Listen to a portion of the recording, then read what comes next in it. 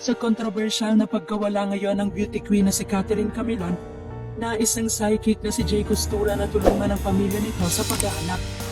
Siya na nga ba ang makakasagot sa hindi matapos-tapos na kaso? Ngunit bakit nga ba ito pinigilan ng nanay ni Catherine?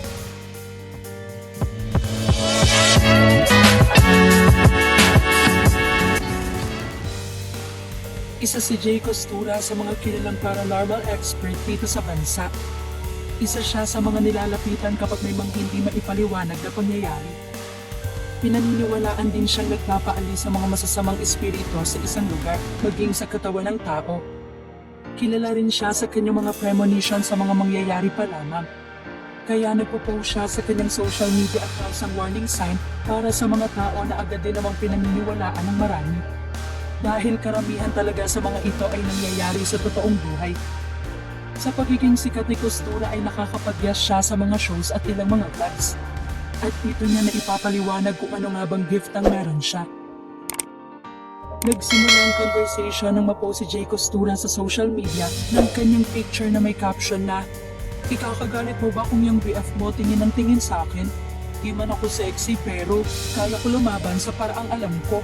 Charis." Ngunit hindi inaasahan ng marami na magkokomento ang isa sa kaibigan ni Catherine na nagngangalang Liza Navales Evangelista. "Ma'am, matutulungan niyo po ba kami?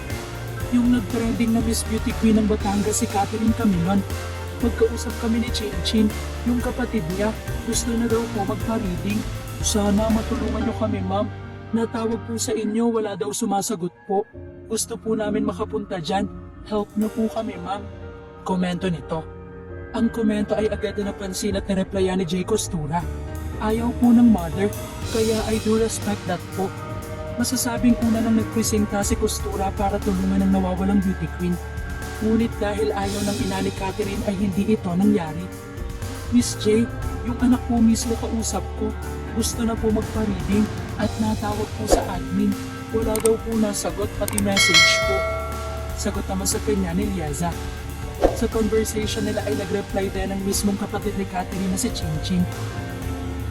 "Jay Costura, may PM po ko sa inyo. Salamat po, Anya." Sagot naman ni Costura. "Sige po, help ko po kayo sa abot ng aking makakaya." Maaaring iba ang paniniwala ng ina ni Catherine kaya hindi rin ito tinanggap ang tulong ng psychic. Makaiba ang pananampalataya nito na tanging Diyos lamang ang kanyang pinagkakatiwalaan sa ganitong sitwasyon. Kaya naman tinanggap ito ni Costura at nirespeto ang desisyon ng magulang ni Catherine. Ngunit dahil nga mismong kapatid na nito ang nag-reach out, sinabi niyang tutulong siya sa abot ng kanyang makakaya.